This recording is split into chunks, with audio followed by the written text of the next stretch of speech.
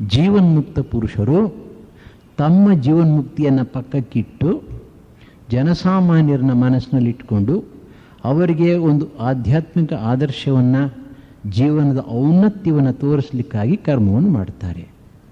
ಆದರೆ ಅವರು ಹೇಗೆ ಮಾಡ್ತಾರೆ ಅಂತಂದರೆ ಅತ್ಯಂತ ಉತ್ಕೃಷ್ಟವಾಗಿರ್ತಕ್ಕಂಥ ರೀತಿಯಲ್ಲಿ ಕರ್ಮವನ್ನು ಮಾಡ್ತಾರೆ. ಪರಮೋತ್ಕೃಷ್ಟಂ ತಸ್ಯ ಕರ್ಮ ಸ್ವಾಮಿವತ್ ಕರೋತಿ, ಇವರ್ಸ್ಲಕ್ಕೆ ಮಾಸ್ಟರ್ ಅಂತ ಹೇಳ್ತಾರೆ ವಿವೇಕಾನಂದರು. ಯಾವ ಕೆಲಸವನ್ನು ಮಾಡಿದ್ರೂ ಕೂಡ ಅಚ್ಚುಕಟ್ಟಾಗಿ ಬಹಳ ಚೆನ್ನಾಗಿ ಮಾಡ್ತಾರೆ. ಯಾಕೆ ಅಂತಂದರೆ ಇವರನ್ನು ಕಂಡು ಜನಸಾಮಾನ್ಯರು ಇವರನ್ನು ಆದರ್ಶವಾಗಿ ಇಟ್ಕೊಂಡು ಅನುಕರಿಸ್ತಾರೆ ತಮ್ಮ ಜೀವನದಲ್ಲಿ. ಆಗ ಆ ವ್ಯಕ್ತಿ, ಸಮಾಜ ಎರಡೂ ಕೂಡ ಮೇಲಕ್ಕೆ ಬರುತ್ತೆ. ಮತ್ತೊಂದು ಗಾದೆ, ಇಹ ನಂಬಿ ಪರ ಮರೆತ.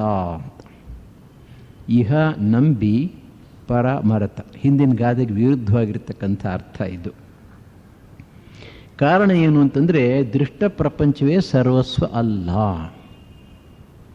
ಅದಕ್ಕೆ ಶಂಕರಾಚಾರ್ಯರು ಇದನ್ನು ವ್ಯಾವಹಾರಿಕ ಸತ್ತ ಅಂತ ಕರೀತಾರೆ. ಜಗತ್ತು ಮಿಥ್ಯೆ, ಪರಬ್ರಹ್ಮ ಒಂದೇ ಸತ್ಯ ಅಂತ ಪದೇ ಪದೇ ಹೇಳ್ತಾ ಇದ್ದರು. ಇದನ್ನು ತಪ್ಪರ್ಥ ಮಾಡಿಕೊಳ್ತಕ್ಕಂಥ ಸಂಭವ ಇದೆ. ಅದಕ್ಕೋಸ್ಕರ ಅದನ್ನು ತಿದ್ದಲಿಕ್ಕಾಗಿ ವ್ಯಾವಹಾರಿಕ ಸತ್ಯತ್ವವನ್ನು ಕೊಡಬೇಕು ಜಗತ್ತಿಗೆ ಅಂತಂದರು. ವ್ಯಾವಹಾರಿಕ ಸತ್ಯತ್ವವನ್ನು ಒಪ್ಪಿದಾಗ ಈಶ್ವರ ಬೇರೆ, ಜೀವ ಬೇರೆ. ಈಶ್ವರನನ್ನು ಸಾಕ್ಷಾತ್ಕಾರ ಮಾಡಿಕೊಳ್ತಕ್ಕಂಥದ್ದು ಜೀವನ ಮುಖ್ಯ ಲಕ್ಷ್ಯ, ಗುರಿ. ಅದಕ್ಕಾಗಿ ಅವನು ಗುರುವನ್ನು ಸ್ವೀಕರಿಸಬೇಕು, ಶಾಸ್ತ್ರವನ್ನು ಅಧ್ಯಯನ ಮಾಡಬೇಕು, ಸಾಧನೆಯನ್ನು ಮಾಡಬೇಕು. ಪರಬ್ರಹ್ಮ ಒಂದೇ ಸತ್ಯ, ಜಗತ್ತು ಮಿಥ್ಯ ಅಂತಂದು ಬಿಟ್ಟರೆ ಗುರು ಮಿಥ್ಯೆ, ಶಾಸ್ತ್ರ ಮಿಥ್ಯೆ, ಸಾಧನ ಮಿಥ್ಯೆ ಏನು ಬೇಕಾಗೇ ಇಲ್ಲ. ಐ ಆಮ್ ಆಲ್ರೆಡಿ ರಿಯಲೈಸ್ ಸೋಲ್ ಅಂತ ಒಬ್ಬರು ಅರ್ಥ ಮಾಡ್ಕೋಬಹುದಲ್ಲ. ಅದಕ್ಕಾಗಿ ವ್ಯಾವಹಾರಿಕ ಸತ್ಯತ್ವವನ್ನು ಕೊಟ್ಟರು. ಇಹ ನಂಬಿ ಪರ ಮರೆತ ಅಂತಂದರೆ ನಾವು ಅದನ್ನು ಮರೆತು ಬಿಟ್ಟು ಪರಬ್ರಹ್ಮ ವಸ್ತುವನ್ನು ಸಾಕ್ಷಾತ್ಕಾರ ಮಾಡಿಕೊಳ್ಳುವುದು ಜೀವನದ ಗುರಿ, ಲಕ್ಷ್ಯ ಅನ್ನೋದನ್ನು ಮರೆತು ಈ ಪ್ರಪಂಚದ ವ್ಯವಹಾರದಲ್ಲೇ ಮುಳುಗಿ ಹೋಗ್ತಕ್ಕಂಥದ್ದು ಅದು ಸರಿಯಲ್ಲ. ನ ಸಾಂಪರಾಯ ಪ್ರತಿಭಾತಿ ಬಾಲಂ. ಕಠೋಪನಿಷತ್ತಿನಲ್ಲಿ ಬಾಲಕನಾಗಿದ್ದಂತಹ ನಚಿಕೇತನ ಪ್ರಶ್ನೆಗಳಿಗೆ ಉತ್ತರವಾಗಿ ಯಮಧರ್ಮರಾಯ ದೀರ್ಘವಾದ ಉಪನ್ಯಾಸವನ್ನು ಮಾಡ್ತಾ ಇದ್ದಾನೆ. ಆತ್ಮಜ್ಞಾನವನ್ನು ಕುರಿತು, ಪರಾವಿದ್ಯೆಯನ್ನು ಕುರಿತು ಮಾತನಾಡ್ತಾ ಇದ್ದೇನೆ.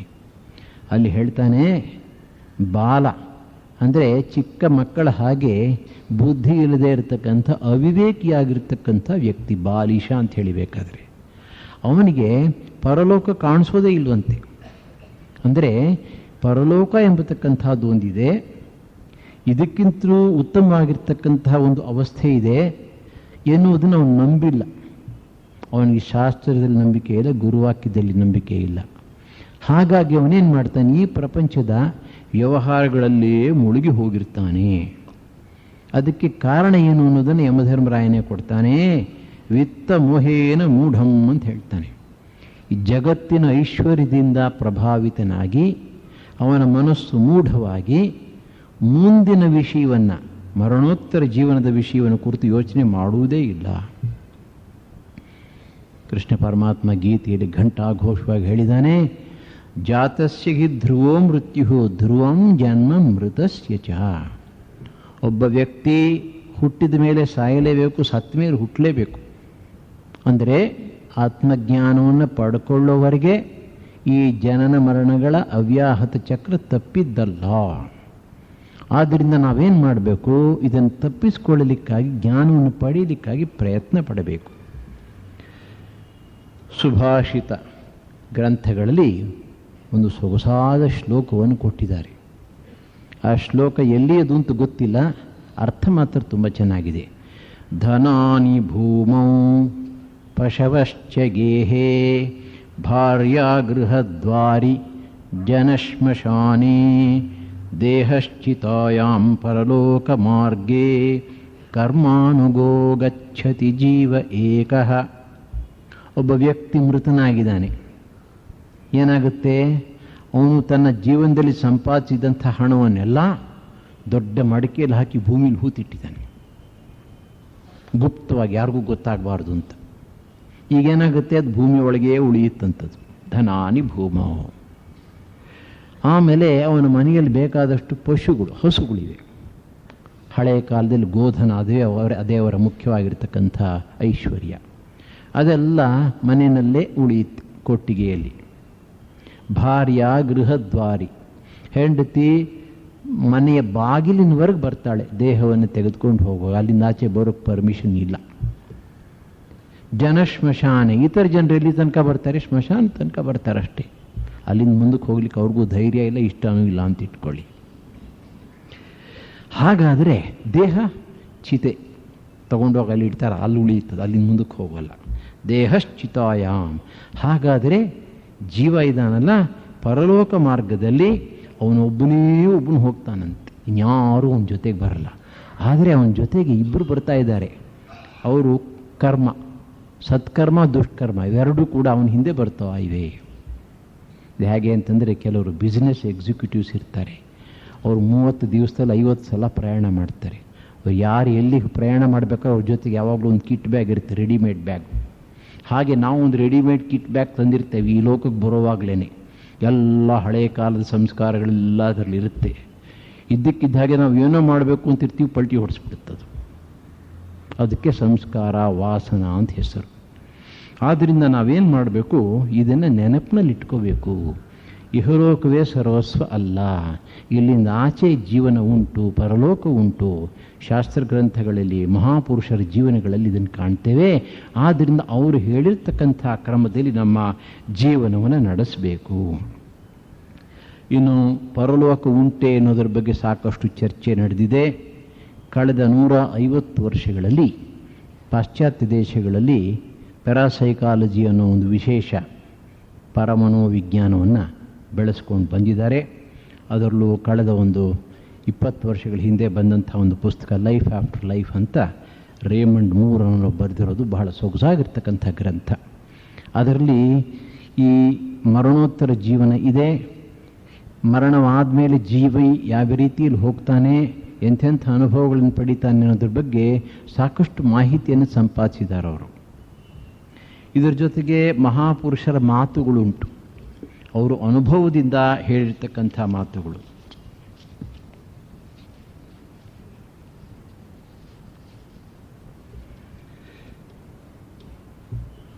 ಆದ್ದರಿಂದ ನೆನಪಿಡಬೇಕು, ಇಲ್ಲಿ ಸಲ್ಲುವರು ಅಲ್ಲಿಯೂ ಸಲ್ಲುವರು, ಎರಡನ್ನೂ ಸೇರಿಸ್ಕೋಬೇಕು ನಾವು.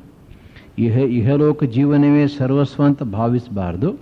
This is a stepping stone to the next world. ಆದ್ದರಿಂದ ಇಲ್ಲಿ ಮಾಡಬೇಕಾದ ಕರ್ತವ್ಯವನ್ನು ಚೆನ್ನಾಗಿ ಮಾಡೋಣ, ಮನಸ್ಸನ್ನು ಶುದ್ಧವಾಗಿಡೋಣ, ನೈತಿಕ ಆಧ್ಯಾತ್ಮಿಕ ಜೀವನಕ್ಕಾಗಿ ಆದಷ್ಟು ಮಟ್ಟಿಗೆ ಸಾಧನೆಯನ್ನು ಮಾಡೋಣ. ಆಗ ಇಲ್ಲಿಯೂ ಸುಖವಾಗಿ ಬಾಳಬಹುದು, ಮುಂದಿನ ಜೀವನವೂ ಕೂಡ ಸುಗಮವಾಗಿರುತ್ತೆ. ಇನ್ನೊಂದು ಗಾದೆ, ಓದಿ ಓದಿ ಮರುಳಾದ ಕೂಚಂಭಟ್ಟ ಅಂತ ಆದಷ್ಟು ಸಲ ಕೇಳಿದ್ದೀವಿ. ವಿದ್ಯಾರ್ಥಿಗಳಿಗೆ ಹೇಳಿಬಿಡಿ ಅದನ್ನು. ಓದಿ ಓದಿ ಮರುಳಾದ ಕೂಚಂಭಟ್ಟ. ಕೂಚಂಭಟ್ಟ ಅಂದರೆ ಅವಿವೇಕಿ, ದಡ್ಡ ಅಂತ. ಅವನು ಶುದ್ಧ ದಡ್ಡ. ಯಾವ ವಿಷಯವನ್ನೇ ಆಗಲಿ ಸರಿಯಾದ ರೀತಿಯಲ್ಲಿ ಗ್ರಹಿಸ್ತಕ್ಕಂಥ ಮೇಧಾಶಕ್ತಿ ಇಲ್ಲಿಲ್ಲ. ಆದರೂ ಓದಿದ್ದೆ. ಇಲ್ಲಿ ಒಂದು ವಿಷಯವನ್ನು ನಾವು ಗಮನದಲ್ಲಿ ಇಟ್ಕೋಬೇಕು. ಆಧ್ಯಾತ್ಮಿಕ ಜೀವನದಲ್ಲಿ ಆಸ್ಥೆ ಶ್ರದ್ಧೆ ಇರತಕ್ಕಂಥ ಜನ, ಸಾಧನೆಯನ್ನು ಮಾಡಬೇಕು ಅಂತ ಹೊರಟಿರ್ತಕ್ಕಂಥ ನಾವು ಎಷ್ಟರ ಮಟ್ಟಿಗೆ ಬೌದ್ಧಿಕ ಜ್ಞಾನಕ್ಕೆ ಅವಕಾಶ ಕೊಡಬೇಕು. ಬೌದ್ಧಿಕ ಜ್ಞಾನ ಬೇಕೇ ಬೇಡವೇ? ಬೇಕು. ಯಾತಕ್ಕೋಸ್ಕರ, ಎಷ್ಟು ಅನ್ನೋದು ನಾವು ವಿವೇಚನೆ ಮಾಡಬೇಕು. ಮೊದಲನೇದಾಗಿ ವ್ಯವಹಾರಕ್ಕೆ ಬೇಕೇ ಬೇಕು. ವ್ಯಾವಹಾರಿಕ ಜೀವನದಲ್ಲಿ ದಡ್ಡರು ಮುಂದಕ್ಕೆ ಬರೋಕ್ಕೆ ಸಾಧ್ಯವಿಲ್ಲ. ಈಗಿನ ಕಾಲದಲ್ಲಿ ಏನು ಬೇಕಾದರೂ ಆಗ್ಬೋದು ಅಂತ ಇಟ್ಕೊಳ್ಳಿ, ಇದು ಬಹುಶಃ ಹಿಂದಿನವ್ರು ಹೇಳಿರೋ ಮಾತಿದು. ಆದರೆ ವ್ಯಾವಹಾರಿಕ ಜೀವನಕ್ಕೆ ಆಯಾ ಕ್ಷೇತ್ರದಲ್ಲಿ ಬೇಕಾಗಿರ್ತಕ್ಕಂಥ ಜ್ಞಾನವನ್ನು ಸಂಪಾದಿಸಬೇಕು ಅನ್ನೋ ವಿದ್ಯೆ. ಎರಡನೆಯದಾಗಿ ಉತ್ತಮ ಜೀವನವನ್ನು ಮಾಡಬೇಕಾದ್ರೆ ಬ್ರಹ್ಮವಿದ್ಯೆಯೂ ಬೇಕು, ಆಧ್ಯಾತ್ಮ ವಿದ್ಯೆಯೂ ಬೇಕು. ಎರಡೂ ವಿದ್ಯೆಗಳನ್ನು ನಾವು ಕಲಿತು ಸಮರಸವಾಗಿ ಬೆರೆಸಿಕೊಳ್ತಕ್ಕಂಥ ಉತ್ತಮ ಜೀವನವನ್ನು ನಡೆಸ್ತಕ್ಕಂಥ ಒಂದು ಕಲೆಯನ್ನು ಕಲಿಬೇಕು. ಈ ಸಂದರ್ಭದಲ್ಲಿ ಪರಮಹಂಸರು ಕೂಡ ಹೇಳ್ತಾರೆ, ನಾರದ ಮಹರ್ಷಿಗಳು ಹೇಳ್ತಾರೆ, ಸಿಕ್ಕಿದ್ದನ್ನೆಲ್ಲ ಅಧ್ಯಯನ ಮಾಡಲಿಕ್ಕೆ ಓದಲಿಕ್ಕೆ ಹೋಗಬೇಡಿ. ತಮಾಷೆಗೂ ಅವರು ನಮ್ಮ ಹಿರಿಯರು ಹೇಳ್ತಾ ಇದ್ರು, ಕನ್ಫ್ಯೂಷಿಯನಿಸಮ್ ಅಂತ.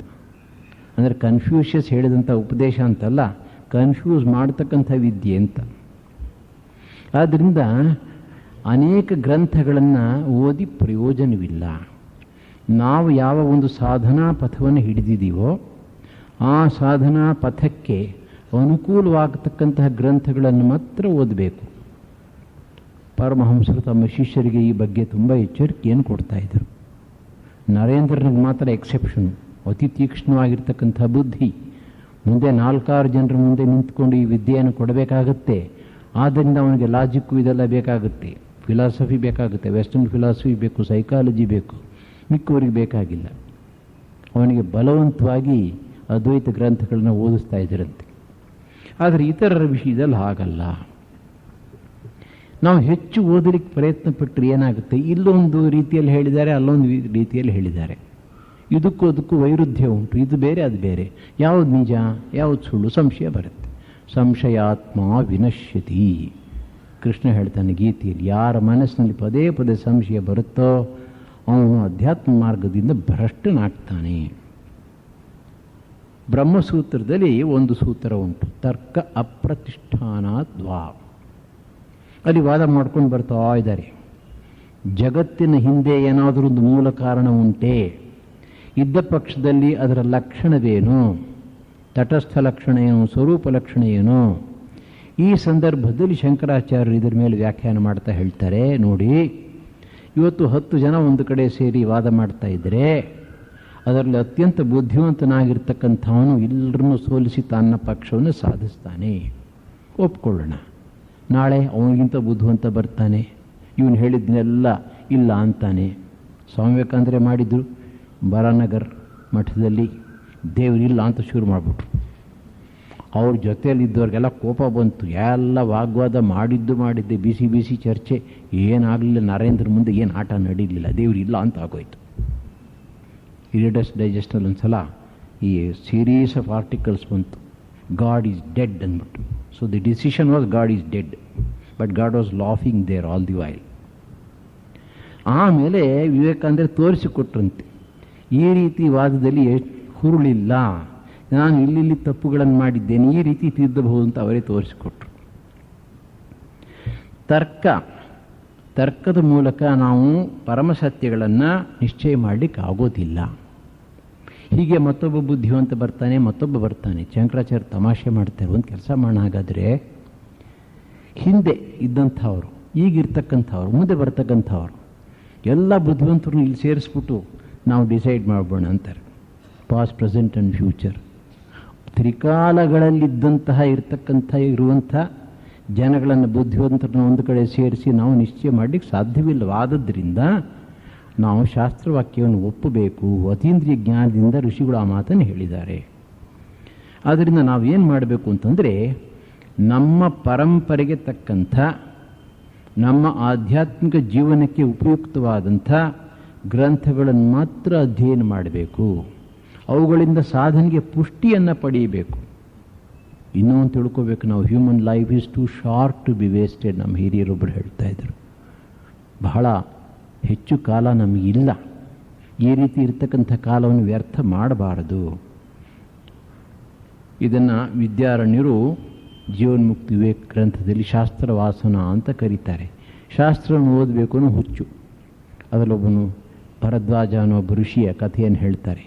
ಅವನು ಎಲ್ಲ ವೇದಗಳನ್ನು ಓದಬೇಕು ಅಂತಂದ್ಬಿಟ್ಟು 1 ಜನ್ಮ 2 ಜನ್ಮ 3 ಜನ್ಮ ಎತ್ತಾನೇ ಇದ್ದಾನೆ. ಎಷ್ಟಾದರೂ ಯಾವ ವೇದಗಳು ಮುಗಿತಾನೇ ಇಲ್ಲ.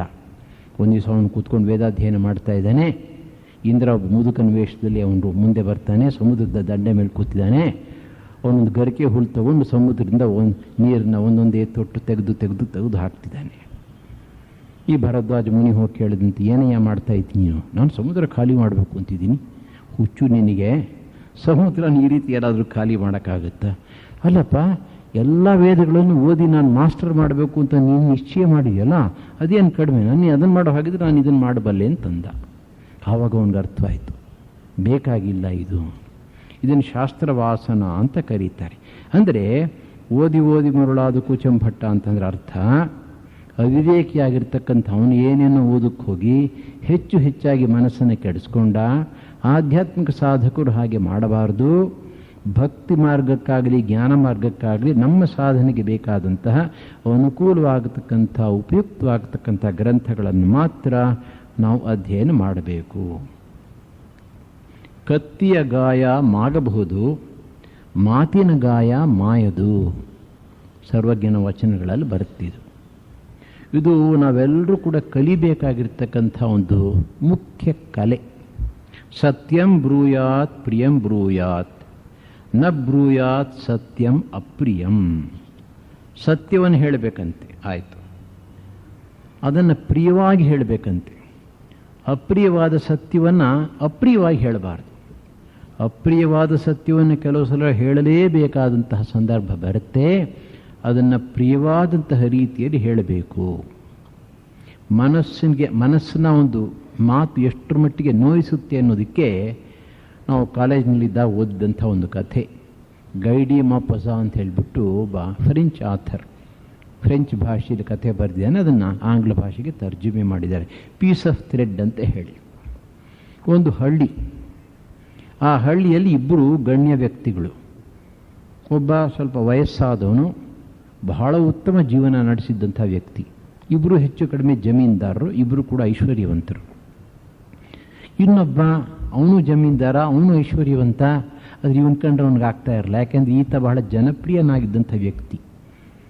ಸತ್ಯನಿಷ್ಠೆಗೆ, ಕರ್ತವ್ಯನಿಷ್ಠೆಗೆ, ಕರುಣೆಗೆ ಪ್ರಸಿದ್ಧನಾಗಿದ್ದಂಥ ವ್ಯಕ್ತಿ. ಒಂದು ದಿವಸ ಸಂತೆ ನಡೀತಾ ಇದೆ.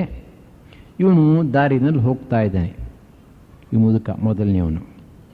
ದಾರಿ ಪಕ್ಕದಲ್ಲಿ ಒಂದಿಷ್ಟುದ್ದ ದಾರ ಬಿದ್ದಿತ್ತಂತೆ. ಸಿಲ್ಕ್ ದಾರ ಇದ್ದಾಗ ಕಾಣಿಸ್ತು. ನೋಡ್ದ, ಯಾವುದಕ್ಕಾದ್ರೂ ಉಪಯೋಗಕ್ಕೆ ಬರುತ್ತೆ ಅಂತ ಅದನ್ನು ತೆಗೆದು ಹೀಗೆ ಮಾಡಿಬಿಟ್ಟು ಜೋಬಲ್ಲಿ ಇಟ್ಕೊಂಡ. ಇವನು ಶತ್ರು ದೂರದಿಂದ ನೋಡ್ತಾ ಇದ್ದ. ಅದನ್ನು ಅವನು ತೆಗೆದು ಜೋಬಲ್ಲಿ ಇಟ್ಕೊಂಡಲ್ಲ, ಅಷ್ಟೇ ಸಾಕಾಯ್ತು ಅವನಿಗೆ. ಸಂತೆನಲ್ಲೆಲ್ಲ ಸುದ್ದಿ ಹಬ್ಬಿಸ್ದ. ನೊಂದು ಪರ್ಸ್ ಕೊಳ್ದೋಯ್ತು ಅಂತ ಮುಂಚೆ, ಅದರಲ್ಲಿ $500 ಇತ್ತು. ಅವನು ನೋಡಿದೆ, ಅವನನ್ನು ತೆಗೆದು ಮೇಲಿಗೆ ಜೋಬಿಗೆ ಹಾಕ್ಕೊಳ್ಳೋದು ಅಂತ. ಹೀಗೆ ಬಾಯಿಂದ ಕಿವಿಗೆ, ಕಿವಿಯಿಂದ ಬಾಯಿಗೆ, ಹಳ್ಳಿನಲ್ಲೆಲ್ಲ ಸುದ್ದಿ ಹಬ್ಬಿ ಇವನ ಕಿವಿಗೆ ಬಿತ್ತು. ಬಹಳ ಆಘಾತವಾಯ್ತಂತ ಅವನ ಮನಸ್ಸಿಗೆ. ಏನು ಮಾಡಿದ್ರು ನಂಬ್ತಾ ಇಲ್ಲ, ಜನ ನಂಬ್ತಾ ಇಲ್ಲ, ಯಾರೂ ನಂಬ್ತಾ ಇಲ್ಲ. ಅಷ್ಟರ ಮಟ್ಟಿಗೆ ಅವನು ಪ್ರಚಾರ ಮಾಡಿಬಿಟ್ಟಿಯಾನ, ಅಪಪ್ರಚಾರ. ಕೊನೆಗೆ ಈ ಒಂದು ಮನೋವೇದನೆಯಿಂದ ಆತ ಹಾಸಿಗೆ ಹಿಡಿದು ಮಲಗಿ ಕೊನೆಗೆ ಪ್ರಾಣತ್ಯಾಗ ಮಾಡ್ದ. ಟ್ರ್ಯಾಜಿಡಿ. ಪ್ರಾಣತ್ಯಾಗ ಮಾಡುವಾಗ ಹೇಳಿದಂಥ, after all it was a piece of thread ಅಂತ. ಅದಕ್ಕೆ ಪೀಸ್ ಆಫ್ ಥ್ರೆಡ್ ಅಂತಲೇ ಹೆಸರು, ಕಥೆ ಹೆಸರು. ಬಹಳ ಮಾರ್ಮಿಕವಾಗಿರ್ತಕ್ಕಂಥ ಕಥೆ. ಅರ್ಥ ಏನು ಅಂತಂದರೆ, ಎಷ್ಟೋ ಸಲ ನಾವು ಬಿರುನುಡಿಗಳನ್ನು ಆಡೋದ್ರ ಮೂಲಕ ಇತರರ ಮನಸ್ಸನ್ನು ನೋಯಿಸ್ತೇವೆ. ಅದು ನೋಯಿಸಬಾರ್ದು. ಅದರಲ್ಲೂ ಆಧ್ಯಾತ್ಮಿಕ ಜೀವನದಲ್ಲಿ ಮಾಡಲೇಬಾರ್ದು ಅಂತ ಪರಮಹಂಸರು ಸ್ವಯಂ ಹೇಳಿದ್ದಾರೆ. ಅದನ್ನು ಯಾರ ಬಗ್ಗೆ ಆಗಲಿ ನಾವು ಕೆಟ್ಟ ಮಾತುಗಳನ್ನು ಆಡಿ ಅವರ ಮನಸ್ಸನ್ನು ನೋಯಿಸಬಾರ್ದು. ಕೆಲವು ಸಲ ಅಹಿತವಾಗಿ ಕಾಣ್ತಕ್ಕಂತಹ ಬುದ್ಧಿವಾದ ಹೇಳಬೇಕಾಗತ್ತೆ. ಆದಷ್ಟು ನಯವಾಗಿ, ಉಪಾಯವಾಗಿ ಹೇಳಬೇಕು ಅದನ್ನು. ಹಳೆ ಕಾಲದ ಸ್ಮೃತಿಗಳಲ್ಲಿ ಒಂದು ಮಾತನ್ನು ಬರೆದಿದ್ದಾರೆ. ಸಾತ್ವಿಕರಾಗಿರ್ತಕ್ಕಂತಹ ಪುರುಷರಿಗೆ ವಾಗ್ದಂಡ ಸಾಕು ಅಂತ.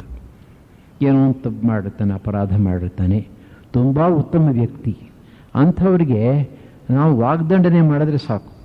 ಛೀ, ಇಂಥ ಕೆಲಸ ಮಾಡಿದ್ದೇನೆ ಅಂದ್ಬಿಟ್ರೆ ಸಾಕು. ಯಾವ ಜೀವವನ್ನು ಮರೆಯೋದಿಲ್ಲ. ಅಂದರೆ ಯಾರ ಮನಸ್ಸು ಹೆಚ್ಚು ಹೆಚ್ಚು ಸೂಕ್ಷ್ಮವಾಗಿರುತ್ತೋ ಅವರಿಗೆ ಬರೀ ವಾಗ್ದಂಡನೆ ಒಂದೇ ಸಾಕು. ಅಂದಮೇಲೆ ನಾವು ಎಷ್ಟು ವಿಚಾರಪೂರ್ಣವಾಗಿ ಎಚ್ಚರಿಕೆಯಿಂದ ಮಾತನಾಡಬೇಕು. ಅಯ್ಯ ಎಂದರೆ ಸ್ವರ್ಗ, ಎಲವೋ ಎಂದರೆ ನರಕ, ಬಸವಣ್ಣವರು ಹೇಳ್ತಾರೆ. ಮಾತಿನಲ್ಲಿ ಬಹಳ ಎಚ್ಚರಿಕೆಯಿಂದ ಇರಬೇಕು, ಅದರಲ್ಲೂ ವ್ಯಾವಹಾರಿಕ ಜೀವನದಲ್ಲಿ. ಒಂದು ದಿವಸ ನಾನು ಕಾರ್ನಲ್ಲೆಲ್ಲೋ ಹೋಗ್ತಾ ಇದ್ದೆ ಯಾವುದೋ ಕೆಲಸದ ಮೇಲೆ. ಈ ಕಡೆಯಿಂದ ಒಂದು ಕಾರ್ ಬಂತು, ಆ ಕಡೆಯಿಂದ ಒಂದು ಸ್ಕೂಟರ್ ಬಂತು. ಅಲ್ಲಿ ತುಂಬ ಟ್ರಾಫಿಕ್. ಸ್ವಲ್ಪ ಕಾರ್ಗೆ ಸ್ಕೂಟರ್ಗೆ ತಗುಲ್ತು ಅಷ್ಟೇ. ಏನೊಂದು ಕೂದಲು ಎಳೆಯಷ್ಟು ಒಂದು ಗೆರೆ ಬಿದ್ದಿರಬೇಕು. ಇಬ್ಬರು ಗಾಡಿ ನಿಲ್ಲಿಸಿದ್ರು. ಇವರು ಆಚೆ ಬಂದರು, ಅವರು ಆಚೆ ಬಂದರು. ಅಂತ ಇವರು ಗರ್ಜಿಸಿದ್ರು, ಅವರು ಗರ್ಜಿಸಿದ್ರು. ಆಮೇಲೆ ಹೊಡೆದಾಡ್ಲಿಕ್ಕೆ ಶುರು ಮಾಡಿದ್ರು. ಇಬ್ಬರು ಚೆನ್ನಾಗಿ ಸೂಟು ಬೂಟು ಹಾಕಿದ್ದಾರೆ. ನನಗೆ ಆಶ್ಚರ್ಯ ಆಗೋಯ್ತು, ಇವ್ರಿಗೇನು ತಲೆ ಒಳಗೆ ಸಗಣಿ ಇದೆಯೋ ಬುದ್ಧಿ ಇದೆಯೋ ಅಂತ. ಪಬ್ಲಿಕ್ ರಸ್ತೆ ಒಳಗೆ ನೂರಾರು ಜನ ಸೇರಿರ್ತಕ್ಕಂಥ ಜಾಗದಲ್ಲಿ ಇಷ್ಟೊಂದು ಕ್ಷುಲ್ಲಕ ವಿಷಯಕ್ಕಾಗಿ ಹೊಡೆದಾಟ ಬಡಿದಾಟ. ಇದಕ್ಕೆಲ್ಲ ಕಾರಣ ಟಿ ವಿ ಮತ್ತು ಸಿನಿಮಾ. ಎಲ್ಲರೂ ಹೀರೋಗಳೇ. ಏನು ಅರ್ಥ ಮಾಡ್ಕೋತಾ ಇಲ್ಲ ನಾವು ಅಂತಂದರೆ, ಪಾಶ್ಚಾತ್ಯ ದೇಶಗಳಿಂದ ನಾವು ಏನನ್ನು ಕಲಿಬೇಕು, ಏನನ್ನು ಕಲಿಬಾರ್ದು, ಇದು ಬಹಳ ದೊಡ್ಡ ಪ್ರಶ್ನೆ ಇರಲಿ. ಆದರೆ ಇಷ್ಟನ್ನು ಹೇಳಬಹುದು, ನಾವು ನಮ್ಮ ಜೀವನದಲ್ಲಿ, ವೈಯಕ್ತಿಕ ವ್ಯಾವಹಾರಿಕ ಜೀವನದಲ್ಲಿ ಮಾತನಾಡುವಾಗ ಬಹಳ ಎಚ್ಚರಿಕೆಯಿಂದ ಇರಬೇಕು. ಕೆರೆಯ ನೀರನ್ನು ಕೆರೆಗೆ ಚೆಲ್ಲಿ ವರವ ಪಡೆದವರಂತೆ ಕಾಣಿರೋ ಹರಿಯ ಕರುಣೆಯೊಳಾದ ಭಾಗ್ಯವ ಹರಿ ಸಮರ್ಪಣೆ ಮಾಡಿ ಬದುಕಿರೋ. ಪಿಳ್ಳಾರಿ ಗೀತೆಗಳು ಅಂತ ಹೇಳ್ತಾರೆ. ಪುರಂದರದಾಸರು ಇದನ್ನು ಸಂಗೀತ ಕಲಿಯುವಾಗ ಅವರಿಗಾಗಿ ಮಾಡಿರ್ತಕ್ಕಂಥ ಒಂದು ಗೀತೆ. ಅದರ ಅದ್ಭುತವಾಗಿರ್ತಕ್ಕಂಥ ಅರ್ಥ. ಗಂಗಾ ಜಲೆ ಗಂಗಾ ಪೂಜಾ ಅಂತ ಬಂಗಾಳಿ ಭಾಷೆಯಲ್ಲುಂಟು. ನಮ್ಮ ಆಧ್ಯಾತ್ಮಿಕ ಜೀವನವನ್ನು ಎರಡು ಭಾಗವಾಗಿ ಮಾಡಬಹುದು. ಒಂದು ಜ್ಞಾನ ಮಾರ್ಗ, ಒಂದು ಭಕ್ತಿ ಮಾರ್ಗ. ಜ್ಞಾನ ಮಾರ್ಗದಲ್ಲಿ ನಾನು ಅನ್ನೋದು ಮುಖ್ಯ, ಭಕ್ತಿ ಮಾರ್ಗದಲ್ಲಿ ನೀನು ಅನ್ನೋದು ಮುಖ್ಯ. ಇವರು ಭಕ್ತಿ ಮಾರ್ಗದ ದೃಷ್ಟಿಕೋನದಿಂದ ಈ ಮಾತನ್ನು ಹೇಳಿದ್ದಾರೆ. ಸ್ವಪ್ರಯತ್ನ, ಭಗವತ್ ಕೃಪೆ ಇವೆರಡರಲ್ಲಿ ಯಾವುದು ಹೆಚ್ಚು? 106 ವರ್ಷಗಳಿಂದ ಚರ್ಚೆ ನಡೀತಾ ಇದೆ. ಇವತ್ತಿಗೂ ಕೂಡ ಚರ್ಚೆ ಮುಗುದಿಲ್ಲ. ಈ ಭಗವತ್ ಕೃಪೆ ಬರಬೇಕಾದ್ರೆ ಸ್ವಪ್ರಯತ್ನ ಬೇಕು ಅಂತ ಕೆಲವರು ಹೇಳ್ತಾರೆ. ಇನ್ನು ಕೆಲವರು ಹೇಳ್ತಾರೆ ಸ್ವಪ್ರಯತ್ನ ಯಾಕೆ ಬೇಕು, ಭಗವತ್ ಕೃಪೆ ಇದ್ದ ಮೇಲೆ ಅಥವಾ ಭಗವತ್ ಕೃಪೆ ಬರುತ್ತೆ ಅಂತ ಆದಮೇಲೆ ಬೇಕಾಗಿಲ್ಲ ಅಂತಂತಾರೆ. ಆದರೆ ಪರಮಹಂಸರು ಸೊಗಸಾದ ದೃಷ್ಟಾಂತವನ್ನು ಕೊಟ್ಟಿದ್ದಾರೆ. ಹಡಗಿನ ಮೇಲೆ ಕುಳಿತಿದ್ದಂಥ ಹದ್ದು. ಹಡಗು ಸಮುದ್ರದಲ್ಲಿ ಹೋಗ್ತಾ ಇದೆ. ಈ ಹಕ್ಕಿ ಇದ್ದಕ್ಕಿದ್ದಾಗೆ ಆ ಜಾಗವನ್ನು ಬಿಟ್ಟು ಹಾರುತ್ತೆ. ಪೂರ್ವಕ್ಕೆ ಹೋಗುತ್ತೆ, ರೆಕ್ಕೆ ಸುಸ್ತಾಗುತ್ತೆ, ವಾಪಸ್ ಬರುತ್ತೆ. ಸ್ವಲ್ಪ ಹೊತ್ತು ಬಿಟ್ಕೊಂಡು ಪಶ್ಚಿಮಕ್ಕೆ ಹೋಗುತ್ತೆ, ಹಾರಿ ರೆಕ್ಕೆ ಸುಸ್ತಾಗುತ್ತೆ, ಹಿಂತಿರುಗಿ ಬರುತ್ತೆ. ಹಾಗೆ ಉತ್ತರಕ್ಕೆ, ದಕ್ಷಿಣಕ್ಕೆ. ಕೊನೆಗೆ ರೆಕ್ಕೆ ಚೆನ್ನಾಗಿ ಸುಸ್ತಾದ್ಮೇಲೆ ಕೂತ್ಕೊಳ್ಳುತ್ತೆ. ಆದರೆ ಹಕ್ಕಿ ಏನನ್ನು ಗಮನಿಸಿಲ್ಲ ಅಂತಂದರೆ, all the while the ship is moving and moving and moving. ಹಡಗು ಹೋಗ್ತಾನೇ ಇದೆ. ಸುಮ್ಮನೆ ಆ ಜಾಗದಲ್ಲಿ ಕೂತಿದ್ದಿದ್ರೆ ದಡಕ್ಕೆ ಹೋಗಿ ಸೇರ್ತಾ ಇರ್ತದೆ. ಇದು ಹಾಗೆ.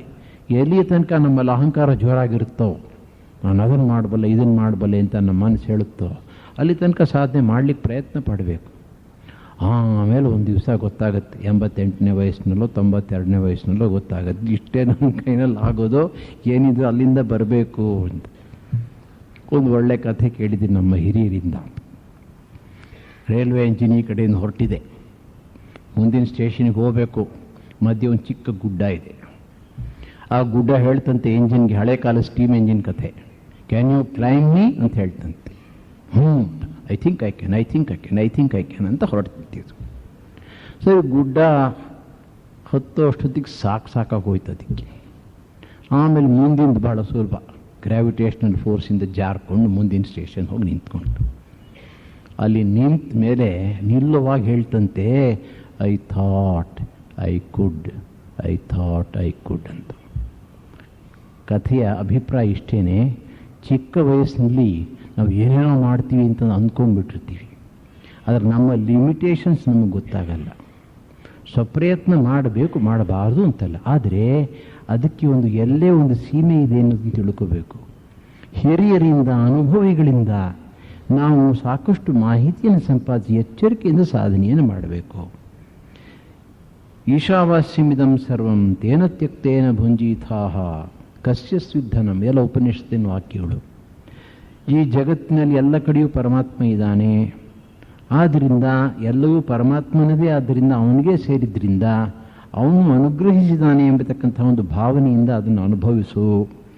ಮಾನವ ಜನ್ಮ ದೊಡ್ಡದು ಅಂತ ಹಿರಿಯರು ಹೇಳಿದ್ದಾರೆ. ಅದರಲ್ಲಿ ಪುಣ್ಯ ಪ್ರವೃತ್ತಿ ಇದೆ, ಅಪುಣ್ಯ ಪ್ರವೃತ್ತಿ ಇದೆ, ಎರಡೂ ಇದೆ ನಮ್ಮಲ್ಲಿ. ನಾವೇನು ಮಾಡಬೇಕು? ಆತ್ಮಪರೀಕ್ಷೆ ಮಾಡ್ಕೋಬೇಕು. ಮಾಡಿಕೊಂಡು ಕೆಡುಕನ್ನು ನಾಶ ಮಾಡಲು ಪ್ರಯತ್ನಿಸಬೇಕು, ನಮ್ಮಲ್ಲಿರ್ತಕ್ಕಂಥ ಕೆಟ್ಟ ಸಂಸ್ಕಾರಗಳನ್ನು. ಹಾಗೆಯೇ ಒಳ್ಳೆಯ ಸಂಸ್ಕಾರಗಳನ್ನು ಇನ್ನೂ ಹೆಚ್ಚು ಒಳ್ಳೆಯದಾಗಿ ಮಾಡಬೇಕು.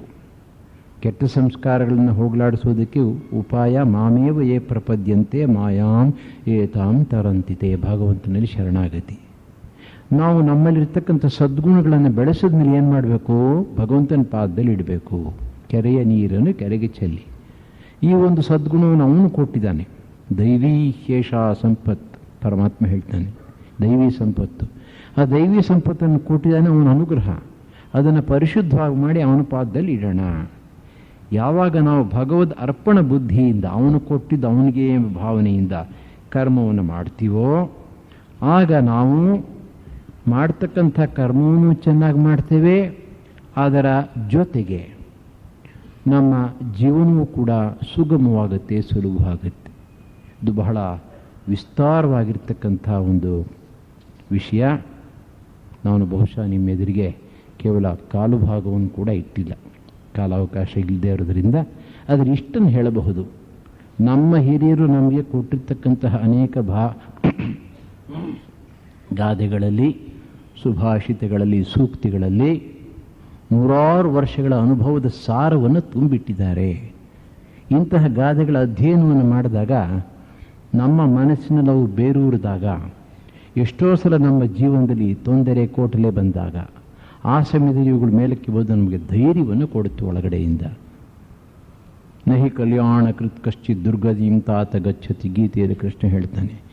ಹಾಗೆ ಶಾಸ್ತ್ರಾಧ್ಯಯನದಿಂದ ನಮಗೆ ಹೇಗೆ ಆಂತರಿಕ ಶಕ್ತಿ ಬರುತ್ತೋ ಹಾಗೆ ಇಂತಹ ಉತ್ತಮ ಗಾದೆಗಳನ್ನು, ಸೂಕ್ತಿಗಳನ್ನು, ಸುಭಾಷಿತಗಳನ್ನು ಅಧ್ಯಯನ ಮಾಡುವುದರಿಂದ ಕೂಡ ಆಧ್ಯಾತ್ಮಿಕ ಜೀವನದಲ್ಲಿ ನಮಗೆ ಸಹಾಯ ಉಂಟಾಗುತ್ತೆ.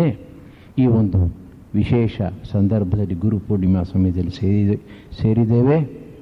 ನಮಗೆ ಭಗವಂತ ಹೆಚ್ಚು ಹೆಚ್ಚು ಸತ್ಯಗಳನ್ನು ಅರಿತುಕೊಂಡು ಬೌದ್ಧಿಕವಾಗಿ ಅವುಗಳನ್ನು ನಂಬಿ ಉತ್ತಮ ಜೀವನವನ್ನು ನಡೆಸಲಿಕ್ಕೆ ಬೇಕಾದಂತಹ ಶಕ್ತಿಯನ್ನು, ಸ್ಫೂರ್ತಿಯನ್ನು ಕೊಡಲಿ ಅಂತ ಪ್ರಾರ್ಥನೆ ಮಾಡಿಕೊಳ್ಳೋಣ.